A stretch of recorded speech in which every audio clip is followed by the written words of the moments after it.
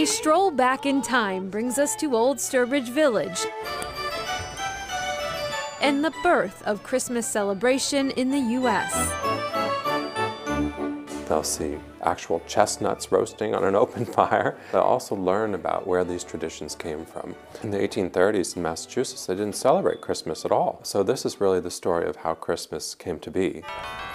Candlelight walks, candle making, stories of the days of old by a roaring fire, and songs of the season in modest form. It's not just the sights, it's the sounds and it's the smells, because they're really stepping back in time into the 19th century. When celebration, by today's standards, may have appeared understated, most of the decorations are going to be just in time for Christmas.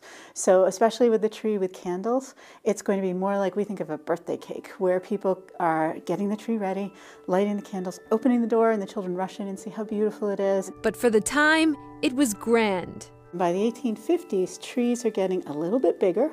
The decorations are a little more ornate, so we have flowers, candles to light the tree, some icicles, and even small egg cups that have been gilded and frosted around the edge to have candy in them.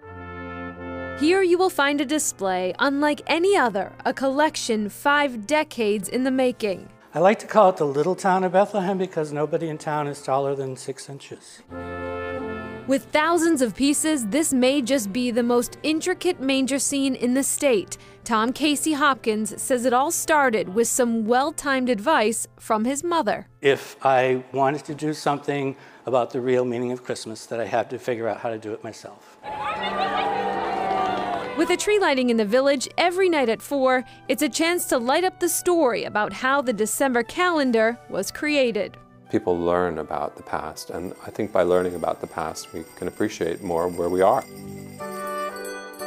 That appreciation, the spirit of giving, is perhaps best displayed in the moments we remember those in need. From the enduring red kettle to a charity you can really fold yourself into.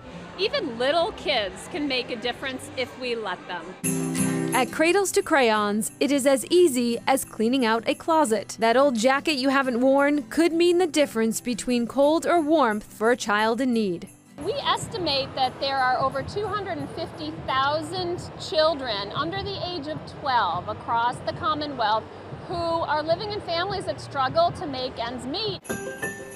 Inside the kitchen at Community Servings in Jamaica Plain, more than 1,300 meals are prepared to go out every holiday. Every day, our staff and volunteers go out across the state delivering beautifully prepared meals for people who are struggling with illnesses like HIV, cancer, kidney disease, diabetes, etc.